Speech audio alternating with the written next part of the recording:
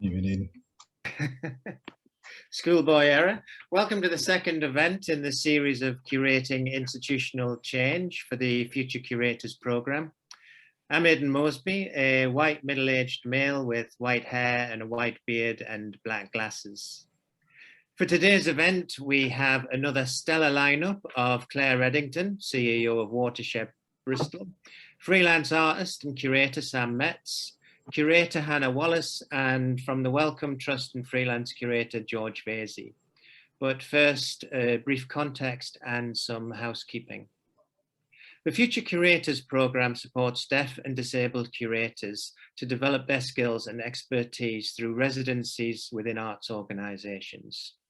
Through the programme, we aim to change the culture of the visual arts sector so it becomes more inclusive and accessible to disabled artists and curators.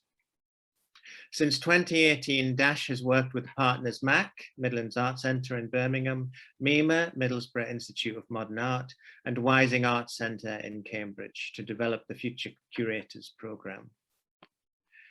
Today's session, Care and Compassion in the Institution, is the second in a series of 3 events about curating institutional change. Just to be aware that this session is being recorded and will be available afterwards. We have British Sign Language provided by Rachel Radford and Jenny Koehring. We also have live captioning by Joanne Petre. Captions can be turned on or off by pressing the CC button at the bottom of your Zoom window. You can access the captions in your browser if you press the link that's in the chat. We're really keen to get your questions in for the panel, and please use the Q&A box to post your questions and not the chat function. But also, please feel free to use the chat to interact with your fellow attendees. It would be nice to get a sense of who's in the room, so we encourage you to post your name, role, and organisation if you're attached to one in the chat. Again, this is located at the bottom of your Zoom window. I will pose as many of your questions as I can to the panel towards the end of the discussion. I'm going to ask each of the panelists to respond to the provocation in turn for 5 minutes. This will be followed by some questions from me before we open it up to the floor. At around 2:25, I'll bring things to a close with final comments. It would be great if you could also take the time to fill in the feedback form. So today we're exploring care and compassion.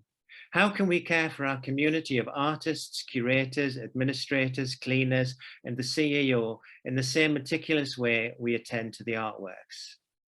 To start us off, we have Claireddington. Hi everyone, my name is Claireddington. I'm from Watershed in Bristol. I have a shaved head, large round glasses and a very stripy jumpsuit on that matches Watershed's reopening branding perfectly. It's really nice to be here, thank you. And these are questions that are really close to my heart. How do you feel cared for? What are the conditions you need to feel care? For me, the pandemic has brought those questions into stark relief. And whilst Watershed has always thought of ourselves as an implicitly caring organisation, we've needed to structure that a bit more explicitly for both of our own staff and the artists we work with in order to navigate the last year. Watershed has lots of front doors. We're a venue and an event space. We're a cafe and a cinema. We're also a co-working space. So for nearly 15 years, the Pervasive Media Studio has supported people to explore creative technology and early stage ideas by giving money, space, and support. We don't charge for desk spaces, but we ask everyone to sign a contract that requires openness and generosity. So for many years that worked fine until we began to understand, and Aidan was someone who really helped us to understand this, that being interruptible and having fluid structures didn't suit everyone, that the ability to be generous contained within it presumption and privilege. So we began to relook at the ways, our ways of working, and I guess we particularly have explored our relationships to time and to feeling seen, and I'm going to talk about those. So firstly, time and temporality. Watershed is really well known for entrepreneurialism, for moving fast, for opportunism. That kind of pace is exciting and energizing, but it's not always caring. When we move quickly to launch a new program or to pursue a new idea, we've not taken the time to clearly communicate intention, to leave space for the input of others, to codify what we're trying to do. We haven't left space for the pace of others. During the pandemic, we produced a program called Equitable Futures, and we worked with futures thinker Bill Sharp and inclusion producers Zara Ashharper, Adiba Iqbal, and Grace Kontuk. And what we wanted to do was center love in a conversation about the future. So we worked with a group of staff and artists drawn from backgrounds and identities who were included after business planning and decision-making processes often. And we sought to orientate ourselves to the future together, taking time to understand differences, to confront individual experiences of injustice and discrimination, and to work with trauma-aware methodology to create a deep and shared trust. To an outside eye, this program could be considered resource-heavy and output-light. The KPIs are, or the outputs are mercurial and emergent. But the gift of time, paid for and designed really carefully, allowed us to speak a different kind of truth and began to create equity, which will go on to scaffold the work that we do in the future together. So by slowing down and doing deeper, more careful work, we centered care and developed new methodologies for futuring. One of the things I think you need to feel cared for is to feel seen. So that's the other thing I'm going to talk about. What feeling seen for me is the friend who sends you a message, which is just what you want to hear. It's a lover who preempts your mood. It's a colleague who offers you space to chat after a difficult meeting. Feeling seen is organizationally complex. There are really reasonable reasons why people would not want to be seen or counted, as data gathering exercises are not always kind, caring, appropriate, or ethical. But we've just finished an exercise in data gathering that sought to forefront care, and it was led by Watershed's data inclusion group. And we think that in order to be more inclusive about who we work with, we wanted to move away from surveys that forefronted demographic benchmarking and gathered data which gave us information about balance and belonging. So we've used this approach to gather data about our studio community in a very basic way and Watershed staff in a more detailed way. And the data has helped us to understand the intersectional balance of identity at Watershed overall in specific teams and programs. The belonging data asks questions about things like fairness, pay, and decision-making so that we can understand how people's identities affect how they belong in communities. So, for instance, we know what percentage of disabled people in Watershed feel like they're consulted in decision-making processes versus able-bodied colleagues. It's really in its early stages, and it's all published for you to look at, probe, and build upon. Some of the data is obscured because intersectional identities are so small they would diminish anonymity. But I hope the care of the work and how we might use that data to support change will enable people to bring their whole self to work as staff and artists. And so I guess my opening piece here is that transparency plus time creates a creative ecology where love and care are a currency, and we can say that, we can own it, and we cannot be embarrassed by it. Thanks. Thanks, Claire. I was just making a note of that. Transparency plus time. It's love, it's care. It's fantastic. Thank you. So next up, we're going to go to Sam Metz, and in the spirit of care and compassion, I'm going to say maybe we could take an extra minute if we take a little bit slower, just so the sign interpreters aren't just rushing to keep up.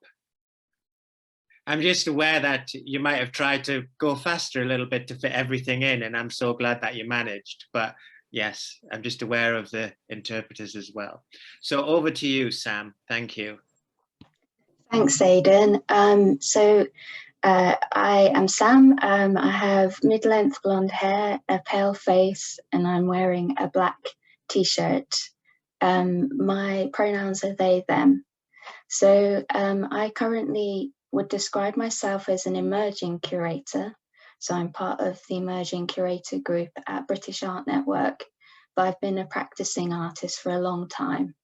And my focus is very often around nonverbal communication through performance and making sculpture, particularly linking to neurodivergence.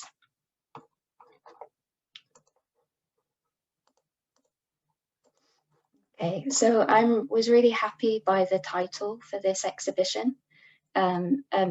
For this panel. It's a really exciting one for me and something that we need to think about all the time. But I'm going to start off quite negative, but then probably, hopefully, get positive. So I'm going to talk a little bit about care and compassion in relation to disclosure. It always feels, and often is, dangerous to disclose your disability in the workplace. This includes art spaces and organisations whose public profile is all about diversity and inclusion. The experience can be tiring, isolating, and undermining. As a disabled person, you may be welcomed or expected to voice concerns around access, then face a room of people who all agree that the issue raised isn't important. You become the problem. This is isolating, and it's also personal. You can be expected to speak for all disabled people in a way that is unrealistic and reductive. Not all disabled people's needs and views are the same. Meeting your access needs could even conflict with someone else's. You can be expected to calmly and diplomatically raise issues that are deeply personal. There is little appreciation of the fact that you've had to face these issues on a daily or even hourly basis without seeing change. You have a task of advocating for yourself, representing a diverse group, and educating others, which you have to manage alongside the already exhausting admin of being disabled in an ableist world. So that's the negative stuff. But there are some good models for doing this better, and they're the ones that the art world is or should be familiar with.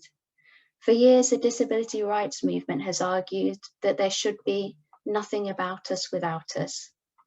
This ethos is reflected in the welcome move towards co-production approaches in museums and galleries. We have begun to understand that when it comes to engaging with communities, work has to be done with, not at, individuals and groups in question. So we now have to apply what we know is good practice with our audiences inside our own institutions. How? Start by making sure that no one is the disabled person, much like Claire was saying prior to the planning stages. A lot of the isolation and frustration comes from being a lone voice. Including a breadth of disabled voices in an organisation mitigates isolation and promotes solidarity. It also gives your work integrity. More than this, it makes your work better. There is a clear hypocrisy engaging in outward-facing inclusion, not matched by internal reality of your organisation. Within curation, we understand that those viewing an exhibition need to see themselves represented, be legitimised, and have creative agency. If you do this within your organisation, within your staff and volunteers, you're engaged in a praxis, and so that's praxis, not practice. That means you begin to instinctively include and not to other. So to make sure that this exists, organisations have to actively recruit people, look at tools for disability within, for inclusion within recruitment, expect those to experience access issues and actually make changes when they are raised, change the culture where disclosure is frightening. So how? Start from the top. High status individuals in organisations need to be open about their access needs. Yes, disability, but also childcare or mental health. And I think we've seen that more in the kind of pandemic with the more porous links between work and private life. And I also want to caveat that with how important it is to be able to self-identify, not to expect people to disclose. So don't expect those that are the worst paid and most precarious to do all the work of making it safe and meaningful to disclose. Thank you.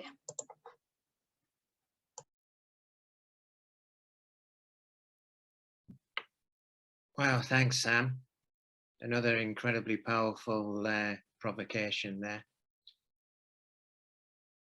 Okay, so just waiting for the interpreters that swapped over now. So next up, we have George Vasey. So if you'd like to introduce yourself, George, and then respond. Thanks. Thanks, Aidan. So I'm an independent curator currently working on projects with Wellcome Collection, Leeds Art Gallery and National Portrait Gallery. I'm a white man with short brown hair, wearing a white shirt and glasses, and I have a very decorative, vibrant wallpaper behind me. And I'm just going to read a script for 5 minutes. So I'd like to start with an anecdote that gets to the heart of today's conversation, I think. A few years ago, I worked on an exhibition and spent a lot of time making the gallery feel comfortable and accessible. Yet the two elements out of my control, room temperature and lighting levels, received a huge amount of public complaints. For many, it was too cold and dark. The environment, of course, was made for the conservation of objects, but not for human comfort. And this was non-negotiable with lenders. I wanted to start here with this anecdote because it illustrates just one example of the difficulties in negotiating organisational structures that are full of competing agendas, many of which are well-meaning, but often resistant to change. While many of the organisations I've worked in are full of brilliant people, the structures they work in can often feel intuitive. Making a hospitable space for everyone is a collaborative enterprise, full of complexity, and institutions are works in progress.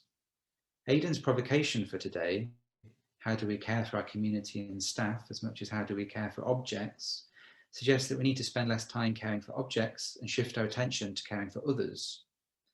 But for me, it's also about how we expand our responsibility, what the Care Collective have recently called promiscuous care, that expands on who we care with and understand the shape of what that care can be. The Care Collective recently published a care manifesto, which talks of an epidemic of carelessness, urging us to recenter care by understanding our interdependency. The director is nothing without the cleaners who keep the building clean. The curator is nothing without the front of house staff who interpret the work on a daily basis. I think it's interesting that care has become a ubiquitous term in institutional programs recently. It's become visible at a moment when there's a real crisis of care within our communities. It's become a truism that COVID has amplified inequality and brought up major deficiencies in our care system that have been ravaged by austerity. For many organisations, there's a real lack of contingency that has proved fatal at a moment of crisis. I also think this turn towards care has in part been precipitated by an erosion in job stability, wage stagnation and funding cuts. The old model of the curator as gatekeeper, safeguarded by an institution, has been largely eroded, as many programmers now live with the same precarity of other cultural producers. Likewise, the employment of cleaners and front of house staff and many other people in the staff are outsourced to agencies. In some sense, we've reached a breaking point. In another way, it's always kind of been like this. I think what's changed is that these conversations are more open, urgent and visible. Outside of institutions, precarious workers are initiating new working and funding models that embrace crowdsourcing, collaboration and cooperation. Inside institutions, we've seen a generation of cultural producers working into organisations and driving discourses around ethics and care. I think care is an easy thing to say and a hard thing to do. And I just wanted to spend the last little bit of my 5 minutes to recite some notes that I made, which are kind of like a draft care manifesto in response to what the Care Collective have done. So artists need dialogue from curators. Conversation is worth its weight in gold.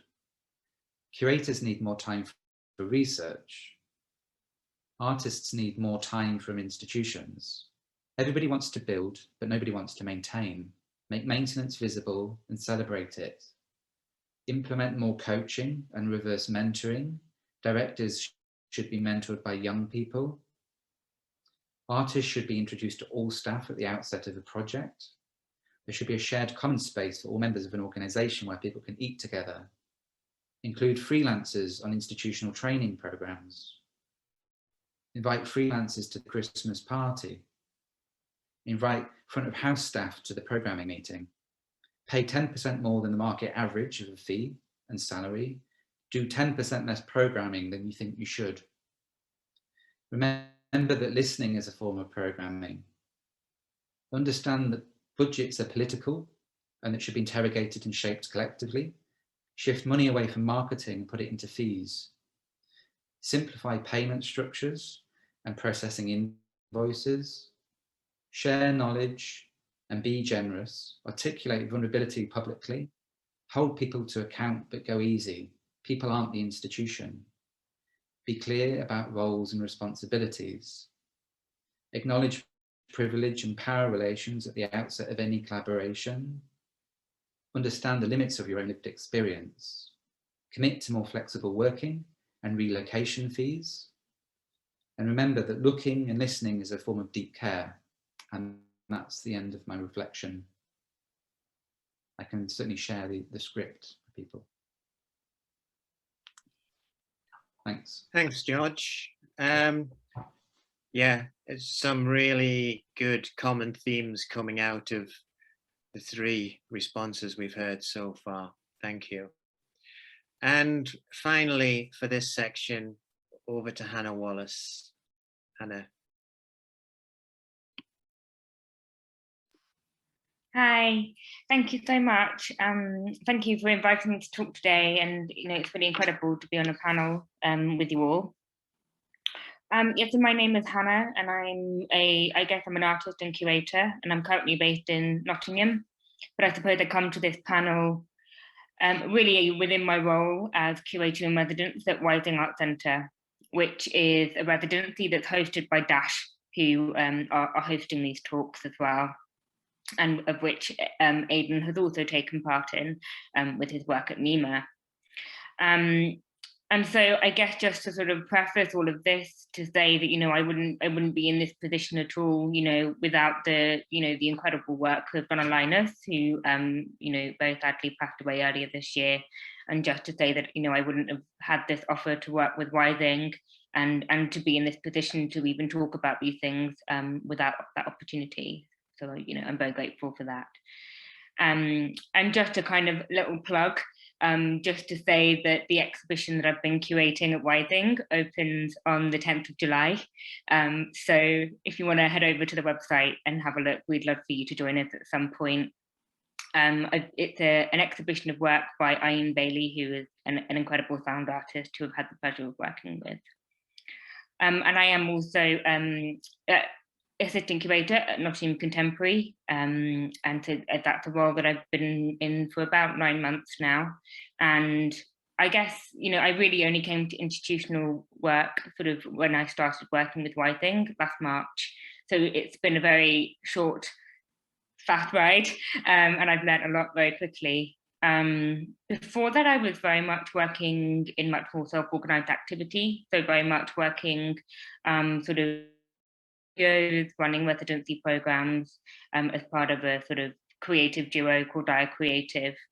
And I think what was most important about this work that I have now taken forward into this work that I'm undertaking with Rising and Nottingham, it's really this idea of a community, of how to build a community, what it means to build a support system in which every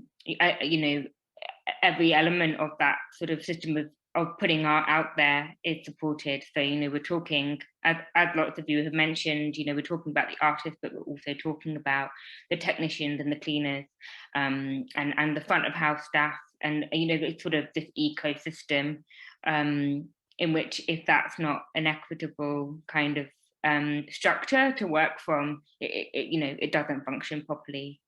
And I think that's really what has been important for me to understand in the context of my curatorial practice, and sort of how that bring that into these ideas of institutional change, and really centering what it means to support an artist in the development of their practice, as much as what it means to support the showing of their work publicly.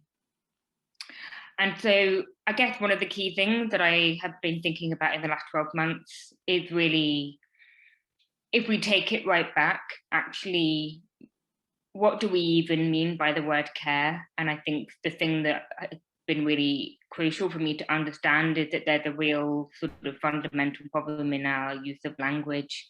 There's sort of, I suppose when I talk about disability in particular, there is a huge amount of violence attached to a lot of the language that we use, that in itself is traumatic.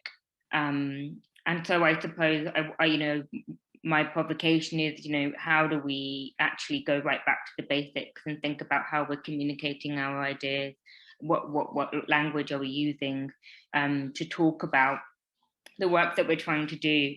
And, I guess I just wanted to address that, we talk about the word inclusion, and I know Aidan, we've talked about this, but even within the advertising of this particular panel, questions around what do we mean by inclusion did come up, and we are a panel of all white people, and so it just how do we attend to kind of the privilege that different positions hold, and how do we make sure that we're really careful with the language that we're using when we're talking about something.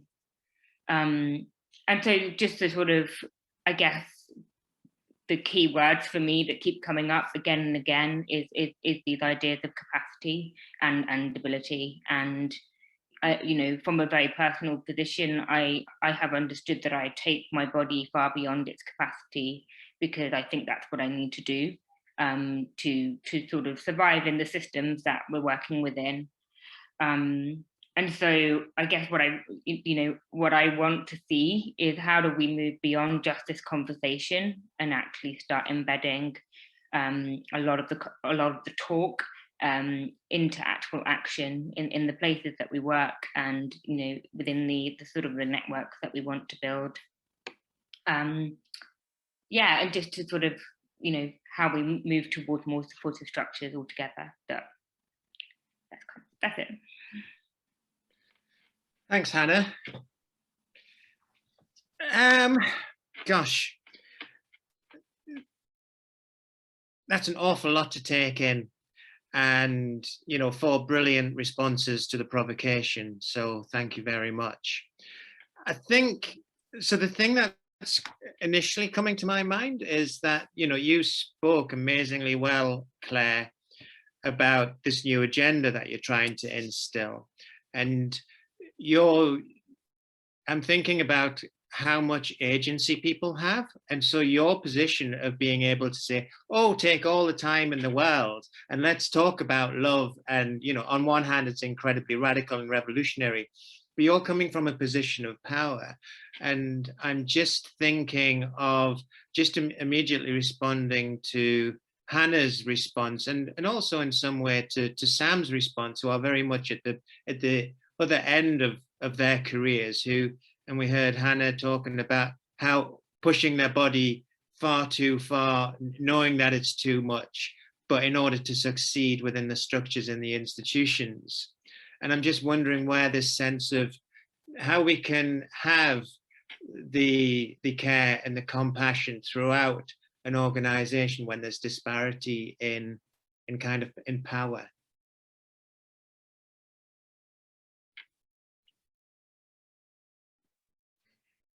I mean, yes, of course, I worry about that all the time. And I guess it comes back to, it comes back to transparency and time for equitable futures, which is about how we orient ourselves together to the future. We're paying people well for their time. That was really important to us, so that our staff aren't being paid because we're salaried, but obviously everybody else is being paid, and counselling and sort of trauma-informed working is being offered to people. We're doing a lot of work where we provide emotional support separately to the projects that we're doing. So all we can do is attempt to use our resources to create some equity, but also just be really present with those power structures, like just lay them out as existing. I think that the worst thing that I could do as a CEO is have this sort of crisis of confidence and become fragile around the power that I've got, rather than seeking to learn and listen and invite others to shape and use it in the best way I can, I think. And obviously as a sector, we see there's a lot of fragility around at the moment. It's easy to fall into, and it's understandable, but we have to be like robust on it. And obviously you're modeling best practice, you know, or moving towards modeling best practice. And then, you know, I'm just very mindful of what Hannah was saying. Does anybody else want to come in on that? Modeling best practice, Aidan, I don't know how useful that is. We've got the space, we've got space to make experiments. I guess modeling best practice feels a bit like we can't get it wrong. And obviously there are loads of occasions where we get it wrong. No, there's always, I'm not like, you know, I haven't got my rose tinted glasses on. There's always a period of trying and getting it wrong and trying to do it better, and not being paralyzed by fear and the fear of getting it wrong, which just maintains the status quo, you know. And without being too sycophantic, that's one of the things that I've enjoyed about my relationship with Pervasive Media Studio, is that iteration and reiteration and the lack of fear, but moving towards that modeling. So, yeah, Sam. Just to echo what Claire was saying, so we kind of know that capitalism is a sickness in itself in its broadest sense, but in terms of mitigating the power relationships between people at different levels of their career, I feel like acknowledging that the damage that precarious contracts can do. So kind of when Hannah mentioned about the embodied impact, that's something that really resonates with me. So I've kind of worked myself to a point where my body hasn't coped, but necessarily so, because I've had to take on numerous kind of short-term contracts, and the overarching kind of supportive network just isn't there in the work. So yeah, kind of looking to have longer term durational work, which I know is very difficult in the current kind of climate we're in. But also mentoring is really important. So you have a network of people kind of that you can talk to about kind of different work, and portfolio careers can be really helpful. Thank you. Do George or Hannah want to respond? Yeah, George. Yeah, just to, I agree with what everyone's saying. I think, which is what I was trying to get at in this sort of proto-manifesto that I wrote this morning, actually, was embedding freelancers in institutions and making them feel, so in, you know, when you're not working in an institution, you can lose a lot of the support and training and opportunities within those institutions. I think increasingly as I get older, mentorship and coaching, both being mentored, but also mentoring others and using the power and privilege that I have and the experiences that I have and trying to be open with them. I feel like that is, when I think about how I can use my privilege, that feels, that sense of agency feels really crucial. Because those power relations will never go away. You know, I often hear about non-hierarchized ways of working, more horizontal ways of working, but that brings its own issues. But ultimately, I think someone is always, well, in institutions, someone needs to be taking responsibility and accountability. So I think it's about how we navigate power rather than trying to think about getting rid of power. I don't think that's actually possible. Okay. I'm just going to come on to the questions, and if we can if I can just remind people to put the questions into the Q&A box and not the chat. That would be great. If you could just answer this one quickly, Claire. How does Watershed's method of data gathering align with Arts Council's requirements for the annual survey and audience finder? I mean, that's a little bit off topic, but just... Yeah, I mean, I guess quickly it doesn't. We're doing both. We don't think the Arts Council's requirements are going far enough for our needs, so we're running dual systems. It's a nightmare. It's necessary. Great, thank you. A question from Sonia Bouet. I've been thinking a lot about how my access and care are in other people's heads. Does this resonate with any of the panel? I've been thinking a lot about how my access and care are in other people's heads. Does this resonate with any of the panel? Is it easy to ask Sonia a clarification question? Because I guess is it like how is this about generally how we hold the care of others and our thoughts about them, or is there a more specific question that Sonia would like us to answer? Okay, I'll wait for Sonia to come back on that. Maybe Sam, yeah. I don't know Sonia's perspective, but I wonder if there's something in this idea of deferral, kind of deferring to someone else to get what should be, you know, necessary to be cared for, and kind of the lack of agency in that. Do you think that's... It might relate to the point you made, Sam. I was wondering, sorry, I was taking from that question, I was wondering if it's how other people view us, and that, you know, I'm constantly thinking about being limited by other people's lack of ambition for me. And the fact that, you know, being a disabled person, it's like you can't do certain things, or you might not have the same ambition or the, you know, or the same ability. And it's, I was wondering if there was an element of that within it. Sonia has answered, it's about perception, power and agency, yes. Yeah, Hannah. I think it's also, you know, I feel like there are often two sides to it. There's the sort of element whereby, yes, we need agency in being able to, you know, sort of gain the support that we need so that we can either survive and therefore thrive. But there's also, I guess, you know, how do we get to a point where the systems mean that we don't need to ask for that support? The support is inherent and it's embedded. And I guess it feels like the gap is really big between those two things. And I think that's where it feels often that it's held in other people's heads, but not necessarily in the same format that it's held in my head. Yeah, Claire. And I guess one of the things that I think is a thing for organizations particularly to think about is the changing perceptions, like not fixing perceptions, how you need aid. And that's something I think you've really taught me about. Things change and move, and being open and flexible to that. And I guess also to acknowledge that's really tough, especially when you're in a creative community and there become competing and changing tensions around things. And that's where actually, like, yes, the system needs to pick up some slack, but actually conversation is needed to stop that kind of disjunct between what we hope for and what's possible.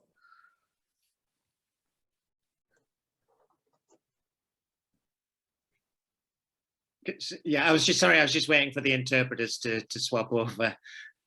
Does anybody else want to add anything to that? Sam? Yeah, I think mine's like quite a minor point really, but just so that it's always kind of readily in people's minds, so that as kind of Hannah was saying, that kind of care can be expected, particularly in terms of access. I'm really interested, and I want to see more of it, of this idea that we conduct a small office meeting or a round table meeting that's internal in the same way that you would consider your access issues for kind of public programming, so that there isn't this massive separation between our internal and external. Yeah, and we just keep modeling all the time. I think it's a nice way of doing stuff. Thank you. Hannah? Yeah, I totally agree with that, Sam. And I think, you know, one of the things that just struck me, you know, you use the word limitation, Aidan, and, you know, sort of these concepts of limitation. And I think that, for me, that's where I come back to all of the time, is the words that are associated with certain experiences. And, you know, yes, so how do we move beyond those sort of stereotyping ideas, and actually how do we shift the perception of what might be seen as a limitation by some people, but actually could be just a different way of doing things. Okay, I'm going to move on to the next question and just keep this one brief, because I think Mike already knows the answer. I'm working on an accessible recruitment strategy with the Plus Tate network. Recruitment is such a competitive and uncaring system. Can panelists recommend one thing that would be essential in this strategy? Go on, Claire, you're so fast on the buzzer. Oh, well, you don't have yeah, I am. Like, that's why I have to teach myself to slow down all the time. I just wanted to say the one thing that has changed so much for me is a mindset change. When you move from being a gatekeeper, where you're like, oh, 100 people have applied for this job, and I have to get the numbers down because I haven't got enough time to see everyone, to being a detective, where you're looking for all the best possible things in this piece of paper that you're really excited about. That's the one change that I think is most. We've made lots of operational changes, but the mindset change is the biggest one. Thanks. George, did you want to come in? Yeah, lots of reflections on this, but I guess the first thing that comes to mind is, I guess if an institution is thinking about how it supports the sector, and certainly I've sat on a lot of panels selecting artists' work, even just brief feedback on people that aren't selected for interview or shortlisted.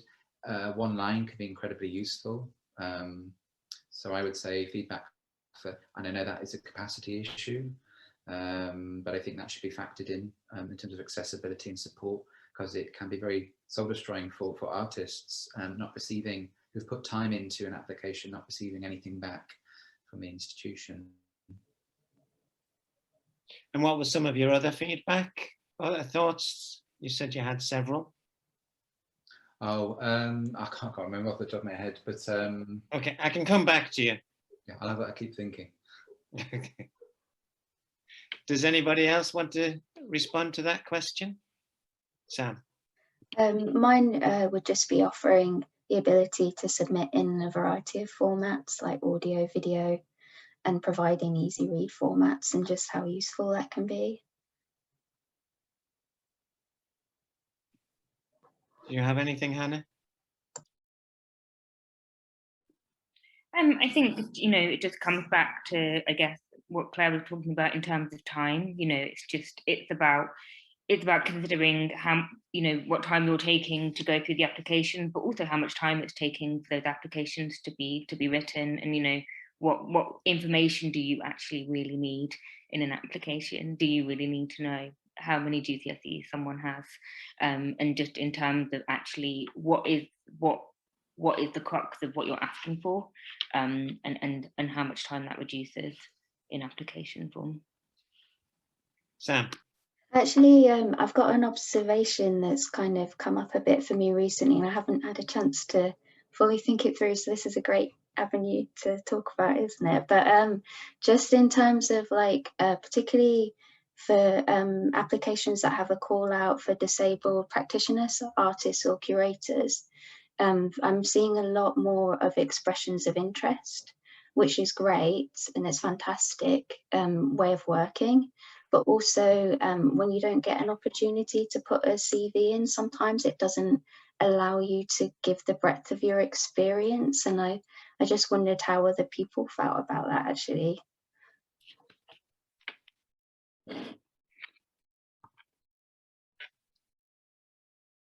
We've just switched from, we do expressions of interest, but because we meet everybody who applies now in the way that they want to be met and in the way that they want to talk to us. So that's really changed everything about how we interact with people's experience and stuff, and allows us to just have a much more open two-way conversation with people.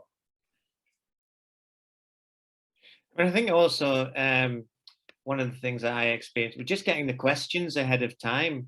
It's not like we're doing an exam, and if you're going to get the best out of people, it's like, you know, it's up to them if they're going to prepare, if they know the questions. It's like, and moving, you know, move on.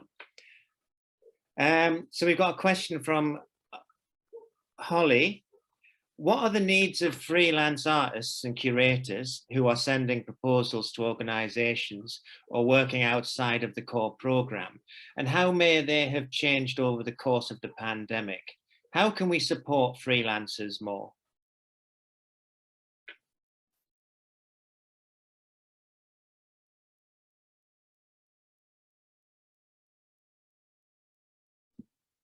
George. So many different ways of answering that and kind of coming at that question, but I think something I keep thinking about as people are talking is that not every change has to be huge. That I always believe in working incrementally and accumulatively, and making mistakes publicly, and that's fine. And I think it comes back to some of the things that people were saying before about often in institutions there's a real fear of risk. That's the first thing that goes onto a project, or what are the risks attached to the project. But one of the things I was thinking is reorientating budgets so institutions can support freelancers by paying them more, paying them quicker, and creating more micro commissioning opportunities, finding new ways of supporting the ecology, the cultural ecology.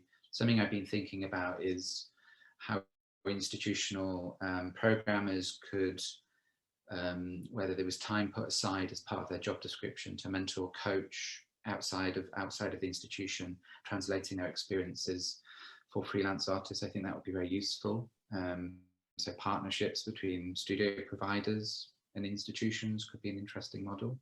I think it's more about a broad ecology of people participating and supporting freelancers. I mean, it's an incredibly difficult time. I like that idea, Aidan, when you were saying that getting your questions in advance of an interview. I often feel like interviews are interrogations and can be incredibly nerve-wracking and intimidating. So I think making recruitment processes less intimidating would be a good place to start. So yeah, these are some of my reflections on that. But putting money back into the sector in any way that we can, I think, is always a good place, a good thing to do. Thanks, George. Hannah. I think, you know, something that this is something I know that Rising is certainly thinking about quite a lot, and I think it's sort of an element of how do we build opportunities that are more flexible. You know, in terms of, I guess, you know, a call goes out and it's quite a fixed offer, and, you know, are there ways that actually we can be more adaptable and more flexible in what we're offering according to what somebody or how somebody might want to work. You know, whether that's working for a short intense period of time, or maybe it's actually more useful for an artist or a freelancer to be working, you know, for shorter amounts of time, but over a longer period, and actually just, you know, what are the models that we can use that can sort of accommodate lots of different ways of working. Over the pandemic, we extended our employee assistance program to our artist and freelance community so they could have access to the same sort of well, mental health support and advice on money, all of the stuff that a kind of a paid for employee assistance package does. And it was a really, actually, it was a tiny amount of money because you buy these things in bulk. And it was like one of the best things I think we could have done for lots of people. And so I think thinking really laterally about how you can think about your organizational benefits and share those is a really good point.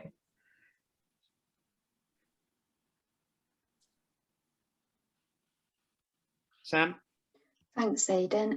One thing I've noticed recently from working in museums is how kind of limited the time is for meetings with freelancers that aren't kind of project specific, and how important it is for everyone, particularly as a freelancer, to know what other people are doing on a project. And that doesn't come from, you know, a really restricted meeting that's just got headlines. It comes in other spaces. And during the pandemic, I think we all recognized how you can program a meeting, a Zoom meeting, to talk about something, and that's a lot of effort, when actually sometimes you just want a casual meeting, and, you know, for it not to be about a particular topic, and they're really important.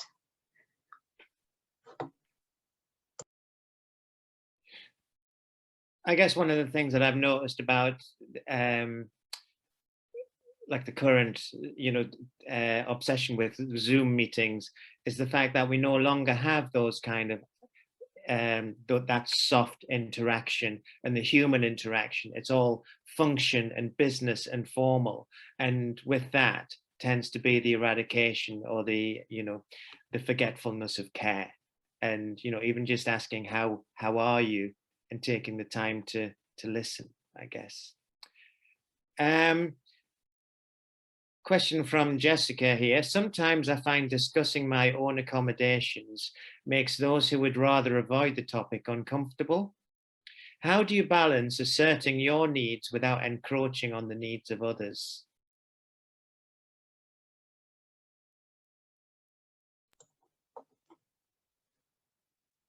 Sam. I don't know the particular circumstance, but I don't think someone not being able to listen to your access needs is a place where you have to be malleable. I think that isn't kind of a competing need. There's a requirement if you're working with someone and you need to disclose for them to listen. And I know that's really difficult. But if what you're actually saying is there's literal competing access needs where your needs infringe on theirs, that's a different conversation. I think maybe part of the question is about being silent because it makes somebody else uncomfortable, rather than asserting your right for those reasonable adjustments. I don't want to hog, but actually, can I come back at that? Because it's something, so I've had really negative experiences in disclosure, and I'm sure I know lots of people that have. But one thing that's really helping me recently is thinking about myself. Like, I used to mentor disabled students, and the fact that if I'm not asking for those adjustments for myself, it could mean someone with a similar disability would come along and have an equally crap time. And that's kind of easier, like a hypothetical other, and advocating for them sometimes. I mean, in general, caring for yourself like you would care for an employee is a really good thing to kind of remind yourself in any situation, I think.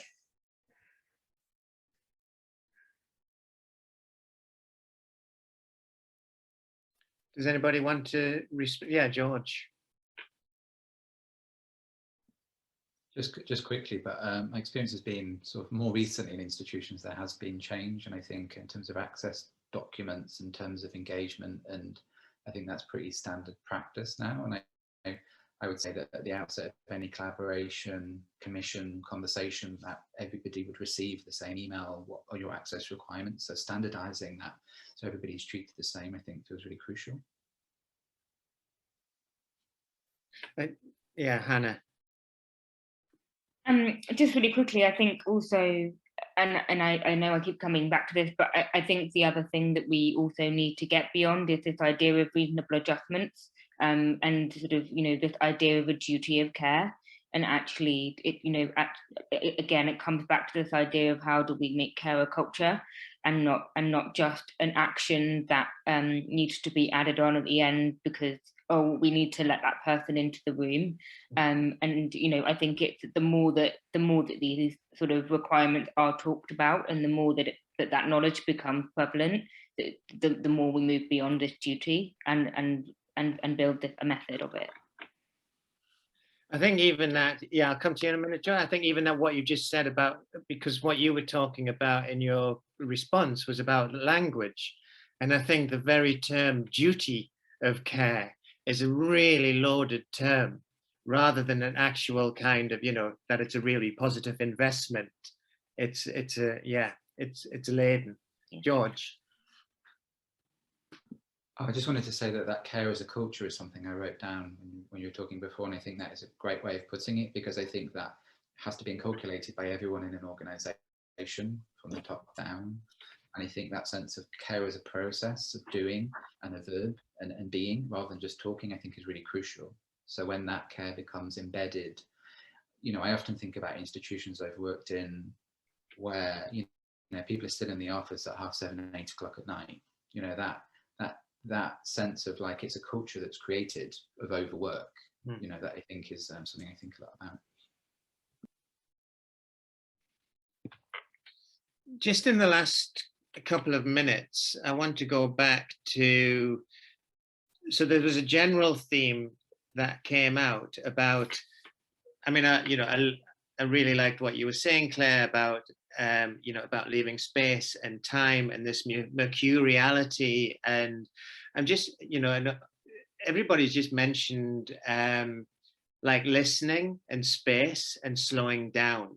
So I just wonder if we could just have, in the final couple of minutes, something about this, how do we slow down? How do we listen better? How do we actually actively care rather than and implement it, rather than saying, we need to care. It's very important that we begin care and compassion. How do we embed it? By actively listening and caring. Is that clear? That